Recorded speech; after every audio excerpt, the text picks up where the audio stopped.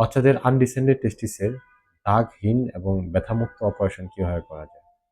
বাচ্চাদের আনডিসেন্ডেড টেস্টিস বেশিরভাগ সময়ই কুচকির কাছে থাকে। যখন টেস্টিসটা নিচে না থাকে অন্ডথলিতে, তখন কুচকির কাছে থাকে। এটা যখন আমরা অপারেশন করি, সাধারণত ইঙ্গুইনাল অর্থোপেক্সি বেশিরভাগ সার্জন করে। সেখানে দুই জায়গায় কাটা হয়, একটা হচ্ছে কুচকিতে এবং একটা হচ্ছে অন্ডথলিতে।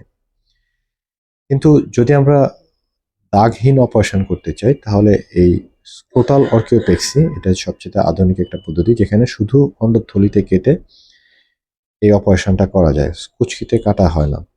সেক্ষেত্রে যে সুবিধাগুলো সেটা হচ্ছে যে ইঙ্গুইনাল অর্কিওপেক্সির তুলনায় এখানে শুধুমাত্র আহ, অন্ডথলিতে 1 থেকে 2 সেন্টিমিটার কেটে এই অপারেশনটা করা যায়, এবং অপারেশনের সময় কম লাগে এবং ব্যথার ওষুধও কম লাগে, ব্যথা কম হয়, এবং কুচকিতে কোনো রকম দাগ থাকে না।